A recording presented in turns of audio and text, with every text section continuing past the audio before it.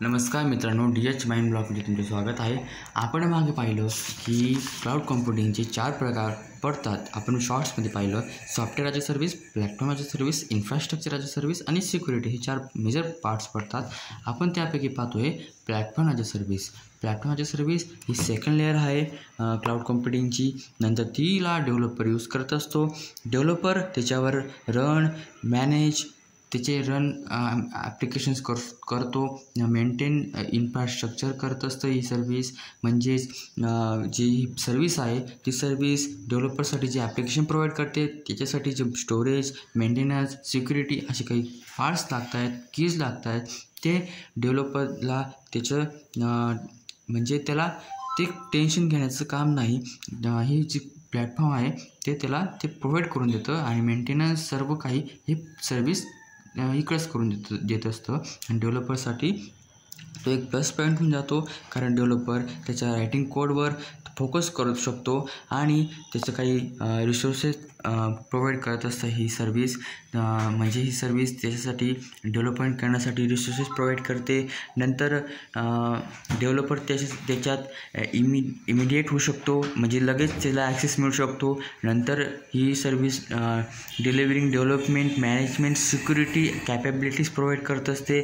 नंतर ही service ability to develop, test, run and host app, म्हणजेच ते जे काही बनवलं आहे डेव्हलपरने ॲप्स किंवा ॲप्लिकेशन किंवा वेबसाईट बनवली आहे, तर ही सर्व्हिस त्याला होस्ट पण करू शकते, टेस्ट पण करू शकते आणि रन पण करू शकते डेव्हलपरसाठी। जसं की ॲझूर आहे, मायक्रोसॉफ्टचं ॲझूर आहे। तर नंतर ही सर्व्हिस डेव्हलपरला हार्डवेअर आणि सॉफ्टवेअर डिलिव्हर करत असते, जसं की विंडोज ॲझूर आपण पाहिलं, विंडोज ॲझूर। नंतर ही सर्व्हिस जे काही कीज आहेत, डेव्हलपमेंट टूल्स म्हणजे डेव्हलपमेंट टूल्स प्रोव्हाइड करत असते, इन्व्हायरमेंट प्रोव्हाइड करत असते, प्रोग्रामिंग लँग्वेजला सपोर्ट करत असते, लायब्ररीज प्रोव्हाइड करते, फ्रेमवर्क प्रोव्हाइड करत असते। नंतर रन टाईम इन्व्हायरमेंट, हे इन्व्हायरमेंट पण प्रोव्हाइड करत असतं रन टाईमसाठी। म्हणजे आपण पाहिलं की ही प्लॅटफॉर्म त्याचं ॲप्लिकेशन आहे ते रन करू शकते।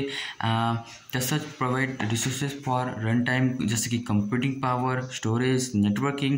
नंतर स्केलेबिलिटी अँड इलास्टिसिटी, म्हणजे ते ऑटोमॅटिकली ते रिसोर्सेस प्रोव्हाइड करून देतं ऑन डिमांड, जसे की डिमांड राहिली, नंतर हँडल करून घेतं, ऑटोमॅटिक करून घेतो विदाउट मॅन्युअल इंटरव्हेशन। नंतर manage services like databases management, sketching, messaging, identity and access management, monitoring and logging असे मॅनेज करून घेत असतात याची जे काही सर्व्हिसेस असतील। नंतर इंटिग्रेशन अँड कम्पॅबिलिटी, म्हणजे हे एक असं बनवलं गेलं प्लॅटफॉर्म की तुम्ही याच्या व्यतिरिक्त, म्हणजे याला जे लागणारे टूल्स आहे याच्या व्यतिरिक्त आपण थर्ड पार्टी टूल्स घेतले का, कारण त्या थर्ड पार्टीमध्ये आपण अशी एक पर्टिक्युलर सर्व्हिस किंवा अशी एक पर्टिक्युलर फीचर आहे ज्याच्यामुळे ते आपल्याला थर्ड पार्टी सर्व्हिस किंवा टूल आवडतं आहे, म्हणून आपण ते टूल्स इकडं आणतो आणि याला कनेक्ट करतो, तर हे कनेक्ट होऊन जातं। इंटिग्रेट कॅपेबिलिटी चांगली आहे याचीवाली। नंतर पे पर यूज प्राइसेस, म्हणजेच हे आपण जशी सर्व्हिस आपल्याला पाहिजे असते तसं आपण त्याला पे करत असतो